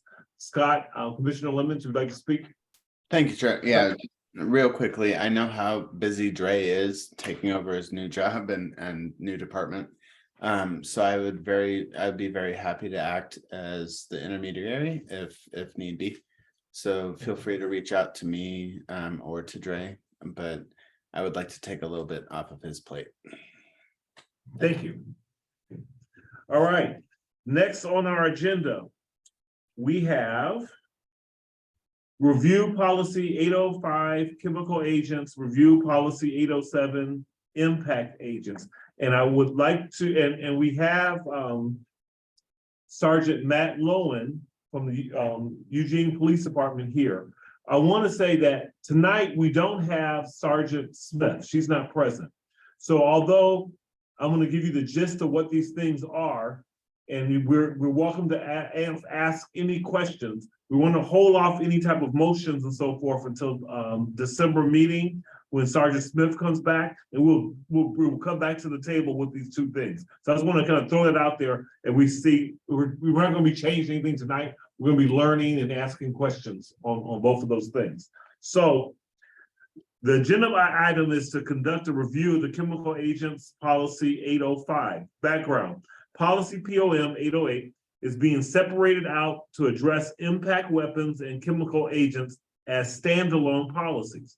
Per recommendation from the Civilian Review Board in 2021, Policy 808 is being revised, and chemical agents and impact weapons are becoming policies on their own, rather than housed together with handcuffing and control holds. Furthermore, to comply with Bill 4008, the Oregon Accreditation Alliance standards, Eugene Police has taken steps to clarify the use of chemical agents for crowd control purposes. The term tear gas was originally housed on the last page of POM 808, handcuffing, control holds, and impact weapons. Tear gas is an old term which is no longer used by the Eugene Police Department. Moving forward, the term chemical agent will be used to describe any munitions or crowd control tools. The Eugene Police Department does not maintain an inventory of or use tear gas. So to elaborate on these two chemical agents policies, coming to the table is Sergeant Matt Lowen.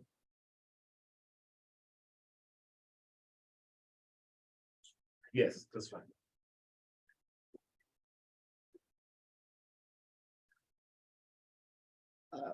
Hi, everybody. My name is Matt Lowen, and I'm pinch hitting tonight. So I'll do my best to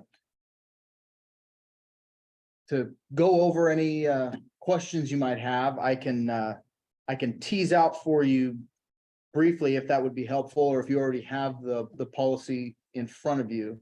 I don't know what's most helpful for you, but I'll proceed how you see fit. That is fine. Go ahead. I would just go ahead and explain what is being happened and why you're doing it. Sure. So the impact weapons, you could describe those as ASP batons, PR-24s, and if anybody's not familiar with what those pieces of equipment are, I'll share that with you. It's not an exhaustive list, but they're handheld weapons used to impact another person who's resisting an arrest or attempting an escape. We also have extended range munitions, 40mm foam baton round launchers, and those would presumably fall underneath the policy as well. I don't have the new copy of any draft language. I don't know if there is one, but I can talk from the policy that this is being extracted from. That's fine. Sure. Impact weapons are used, like I said, to overcome the resistance of a person either being arrested or attempting to escape, protect the officer or another person from imminent threat of the use of force, physical injury, and as a reasonable use of force during a crowd control situation. They're not to be used against somebody passively resisting. And if somebody isn't familiar with that term, that would be somebody who's maybe limp and lying motionless as a form of resisting the arrest or being taken into custody.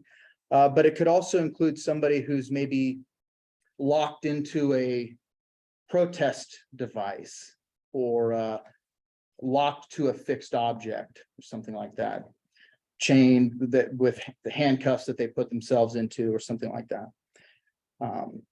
There are areas where the officers won't intentionally target head, neck, groin, chest in some instances, upper back for extended range munitions. Unless deadly force was authorized, another policy governs that that use of force.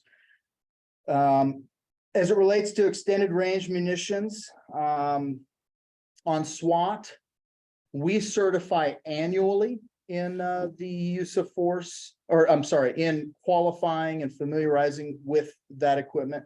Patrol, I believe, qualifies biannually or every 2 years.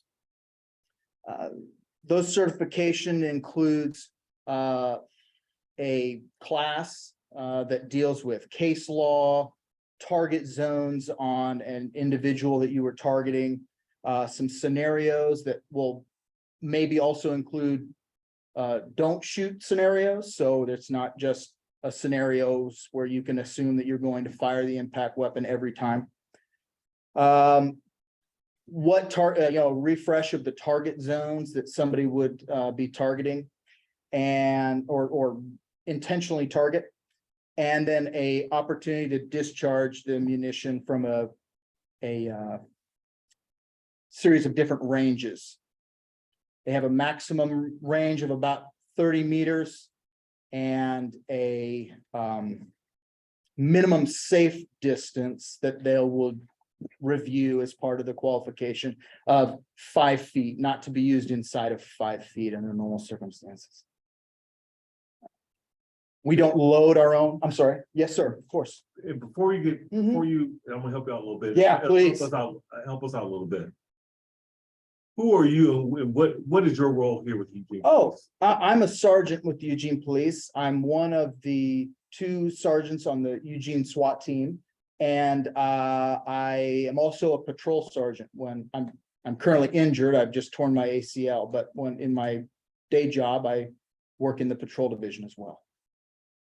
So you have a very unique perspective on these things. I think so. Right. So Yeah. I'm saying, so your questions, I mean, now's the time, we don't often have people in SWAT at the table.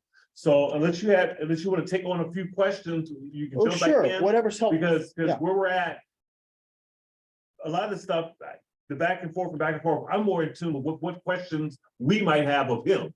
So if you want to begin by Commissioner Lemon. Thank you, Chair. I only have two questions, which should be. Go ahead. Okay, thank you. So I think I'm getting exactly what's being pitched right here, but with this understanding, would the George Floyd riot or the Dove Medical Services incident be dealt with in any different way?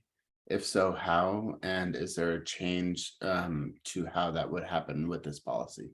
And then I have a second question. Oh, gosh.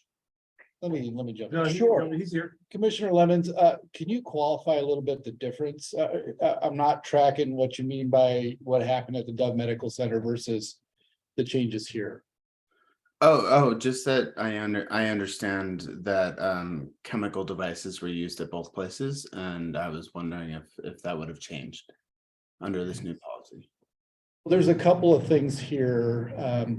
So we talk just specifically, we're talking about the impact weapons here right now, which would be our pepper ball and our 40 millimeter launchers. The policy that goes into place prohibits a 40 millimeter launcher from being used in a crowd management, which is the new terminology used by our House bill. So you can't use the 40 millimeter simply for crowd management. So you can use the 40 millimeter, as Sergeant Lowen mentioned, to safeguard life, for example. I think that's always a pretty clear use of that tool. The pepper ball is a little bit unique in that that tool is used in crowd control situations for area denial. And so what happens with pepper ball is it's generally shot at the feet of protesters. The oleoresin capsicum, the pepper that's in these balls, launches up and people don't want to walk through it and they'll back away. It's a way of creating distance to disengage. Does the pepper ball get used in a direct action application? Yes, it can. And that's usually in the situation where we're trying to effect an arrest and we have somebody come in to try to interfere with the arrest, as an example, to safeguard another officer, as an example. So can the pepper ball be used in that application? Yeah, it can, and we infrequently do. So to get to the crux of the question, 40 millimeter, yes, because the change in this policy and the change in law, which prohibits a 40 millimeter from use in crowd control, it would have been in place for Dove Medical Center, but not in the time of George Floyd. So the George Floyd legislation that came down, which I think is 4208 was a House bill. That was the one that changed some of our use of force options, particularly in crowd control and crowd management.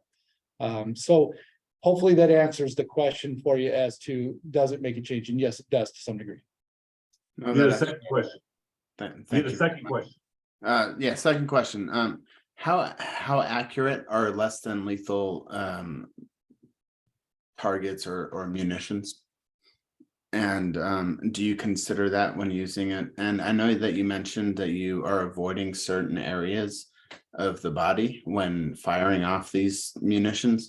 How effective are you actually able to target?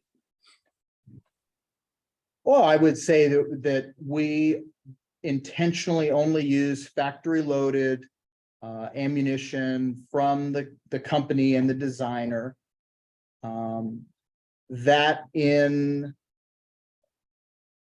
addition to our training allows us to target those areas as well as we humanly could.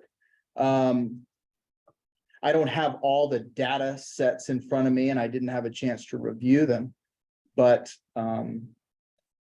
having significant experience using both systems, they target well as long as they're operated within the parameters of the system. That they're used in their safe ranges up to their maximum effective ranges. I hope that answers the question.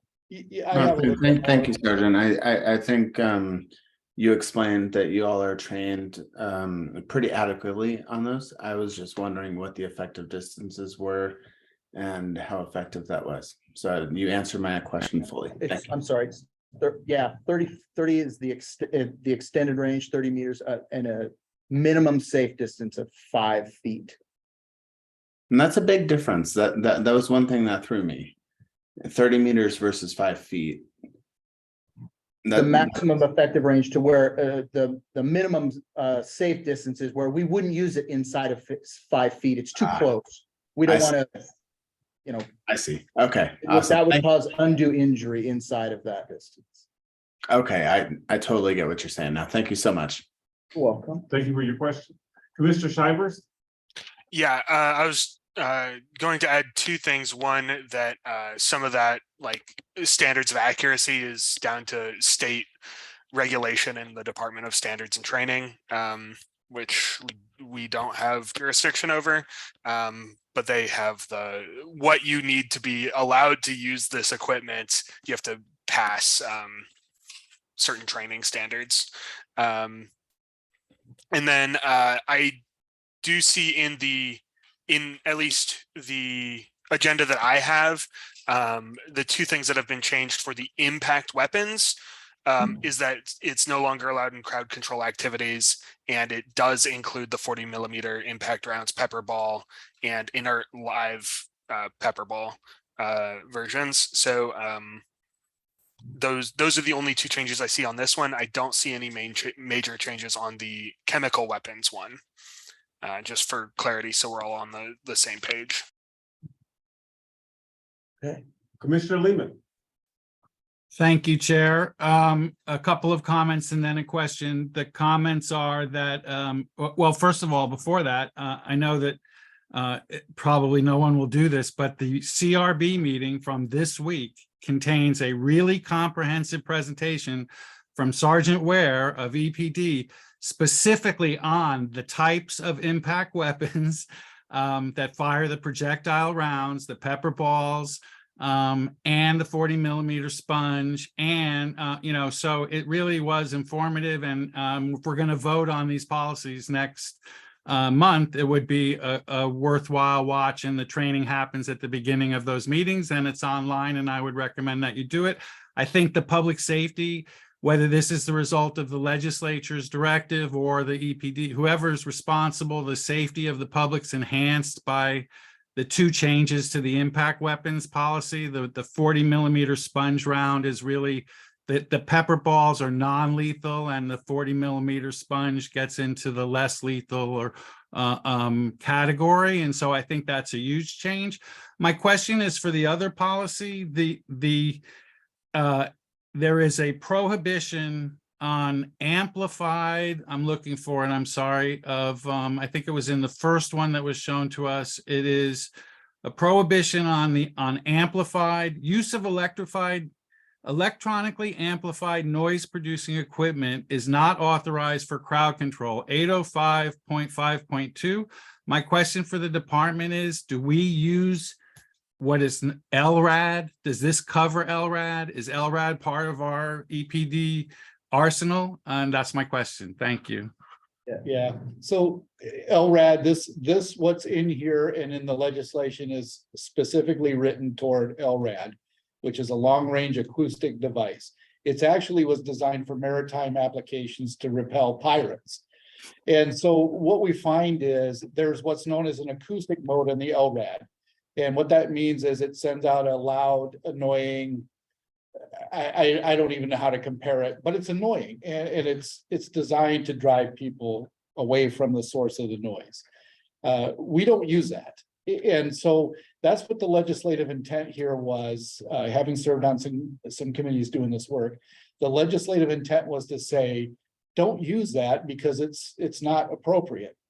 Now, there's still some clarification being done, and it may be done already as far as our use of LRAD to provide announcements.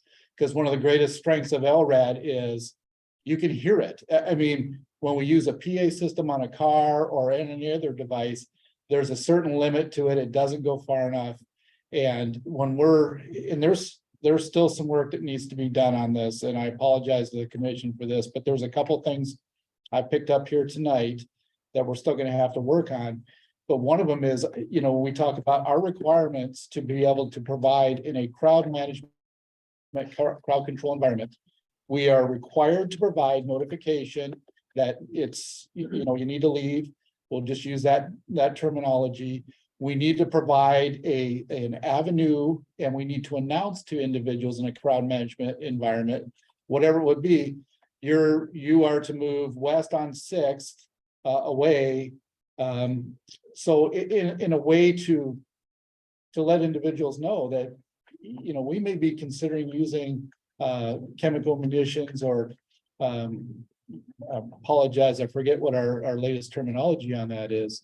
But we're required to do that.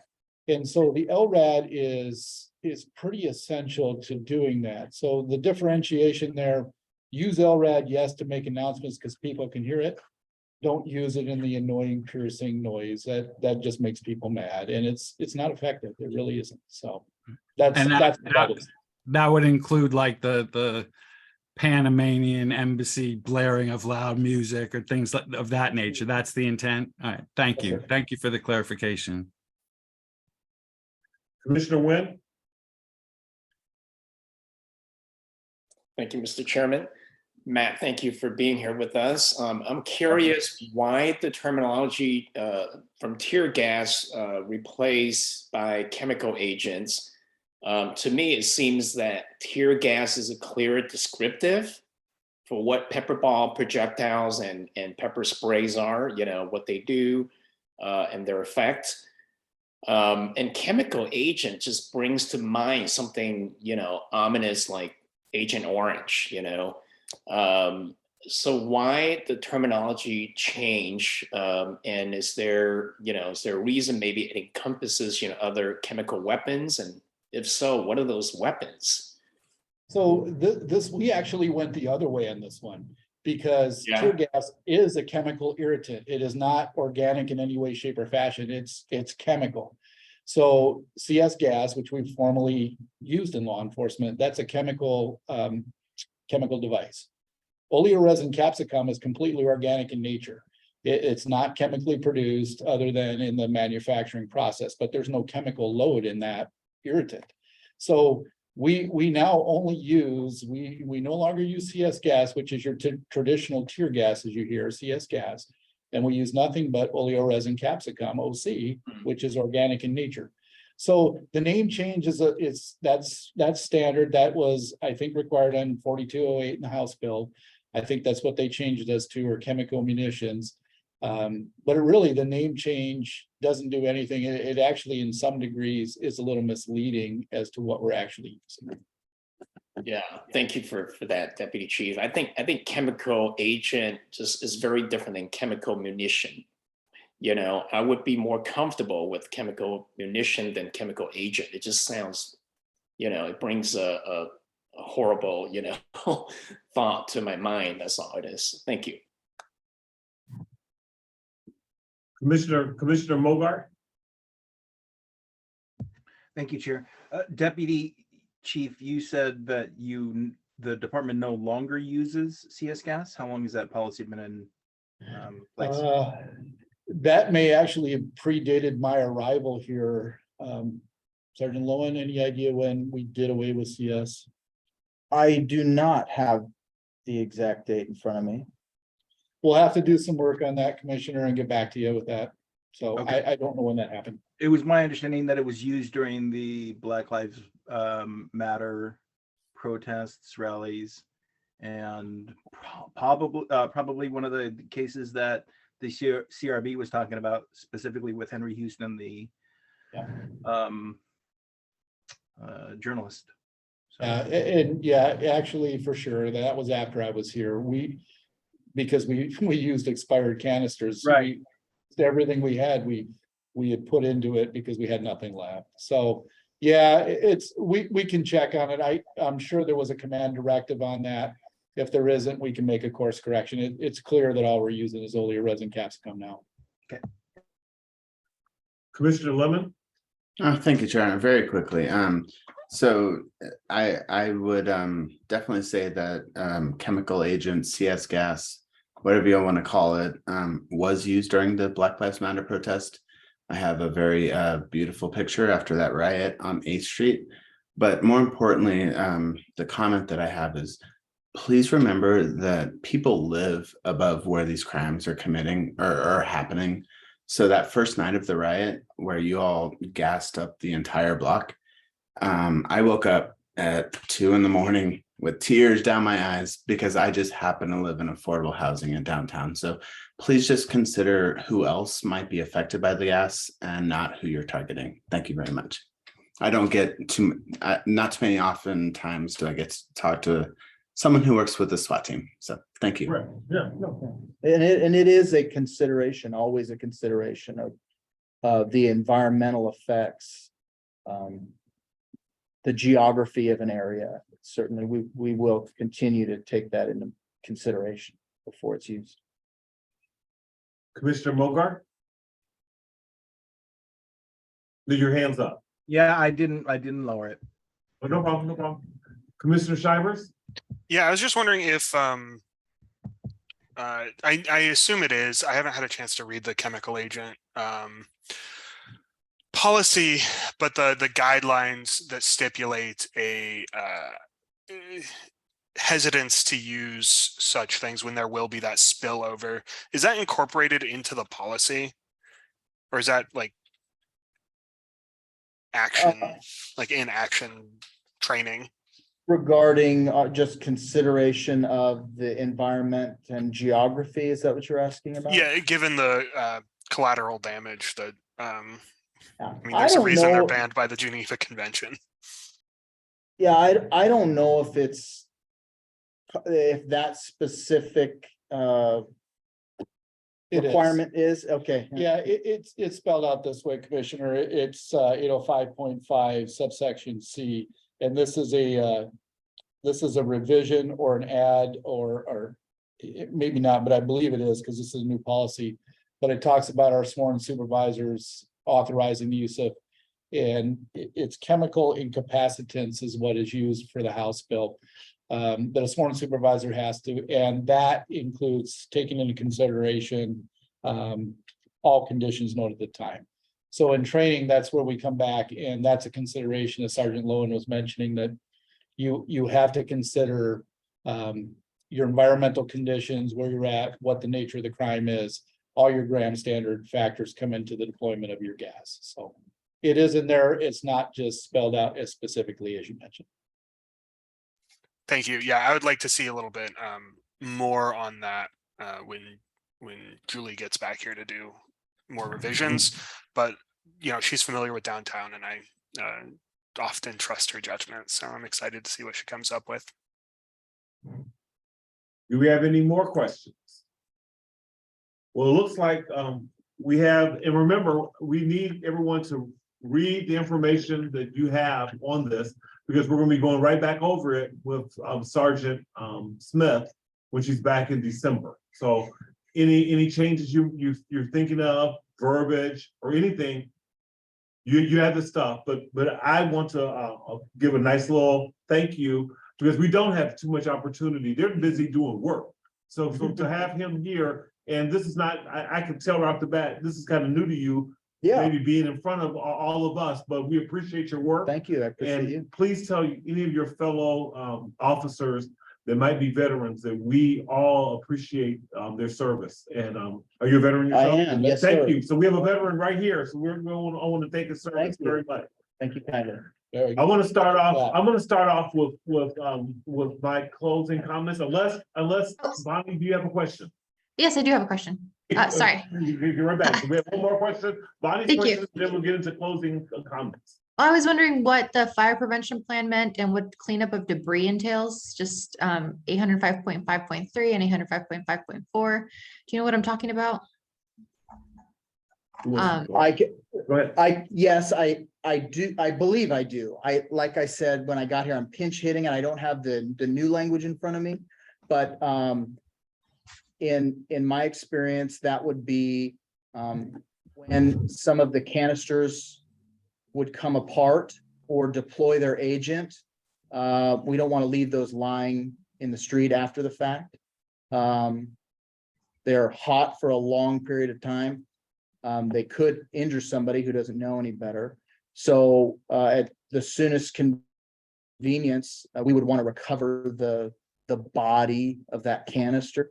And some of them do burn what's referred to as hot for that reason, because they're a method of dispersal is to create an exothermic reaction, and they're hot. And if they land near something that's flammable, we always, in the SWAT world, we always have fire extinguishers. They're with the canisters, and they travel together, so we can prevent a fire from flashing up in the event that they come into contact with something that is flammable. Oh, so this isn't like a cleanup crew that's like a coordinated effort with a city. This is like you all, like actual officers going, I guess, through the area and looking for these canisters. I don't know how many you fire at a time. Well, yeah. No, we would recover them. Sorry to cut you off, but yeah, we would recover those. We wouldn't leave it to somebody else. Okay, the process is probably like, how many did you shoot? 5. Okay, go find 5. Okay, something like that. Yeah, Right? it helps. Yeah, that the accountability of knowing how many went out and recovering them, and then just keeping them from somebody coming across them, not knowing what it is, thinking it's a suspicious device, maybe a day later or a period of time later. I don't know about it. But that's why we would recover them. Okay, and just to make sure that I'm covering, because I don't really understand what this says. When chemical agents are being deployed, a fire prevention plan should be in place. Fire personnel should be alerted or summoned to stage near the scene to assist in providing medical aid and evacuation if needed. So that's basically just coordinating with the fire department, I guess. Yeah, and asking a battalion chief to maybe stage an engine company nearby. Okay, all right, thank you. Well, all right, thank you. All right, I want to begin thank you very much. I want to begin with our closing comments. And I believe I'm gonna be adding what Commissioner Wynn said. So I want to thank Holly, Commissioner Shivers, Commissioner Mogart, Commissioner Dominguez for doing an exceptional job on the interview process in getting 2 new commissioners to the table. And I'm sure that any strong arm that the counselors can do to make sure that happens, when we go there on Monday, we had your support. And then having said that, my last shout out is to Commissioner Ye and Commissioner Winbrock, who both in person were at my one of my events for the American Cancer Society supporting me.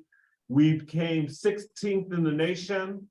I was number 3 out of 13. The University of Oregon honored all of us at a UCLA game on the front load. So I was doing it as a representative of the Eugene Police Commission. So we got 3rd place, and that's something that we should be proud of. And we raised over $15,600. So that was very, very good. So next, for closing comments, we have Chair Dominguez. Nothing to say other than thank you. Have a good weekend. Commissioner Wynn. Thank you, Mr. Chairman. I think tonight's meeting was very informative with presentations and the review of the policies. I've learned a lot and appreciate your leadership in setting up these wonderful topics that we're talking on and the presentation that we can learn from. Thank you. Thank you. Commissioner Mogart. Yeah, I gotta say, it wasn't a UCLA game, it was a Ducks game. Go Ducks. And you guys look good out there. That's all I have to say. Thank you. Commissioner Shivers.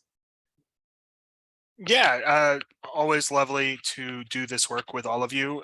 Thank you very much. I am excited to keep working with y'all and add 2 more to our ranks. Thank you. Commissioner Ye. I don't have anything special, but it's really nice to see everyone. And I also learned a lot today. So it was a good meeting. Commissioner Judge Lyman. Commissioner Works, thank you, Chair. Thank you all. I have really nothing to add other than to say thank you. And this meeting is easier than the CRB meeting. So for whatever reason, that's appreciated. So thank you. Thank you. Thank you all for your time. And this concludes our meeting. Getting it. Oh, excuse me. Commissioner. Did I miss Commissioner Lemon? Yes. I'm sorry, Commissioner Lemon. Go ahead. No worries, Chair, Lyman. but thank you very much. I just want to thank you all for a very productive and important meeting. I definitely want to give a shout out to Dre. He's new and he's taken on a whole lot. And him, me, and the whole Human Rights Commission are very focused on trying to reduce barriers. So that will be an ongoing conversation. I also really appreciated and I know you were put on the spot, but I really appreciate the clarifying around non-lethal munitions and when those changed and where, and looking forward to the next report. And I just wanted to thank all of the police personnel who are not normally here tonight for being here and still allowing this meeting to happen. And then real quickly, I wanted to, actually, it doesn't seem that I need to, I saw in the chat that our meeting was not up on the internet, but it looks like Commissioner Shivers already corrected that. And so thank you all. It's always good to see you and I can't wait for our next meeting. Thank you. Bye-bye.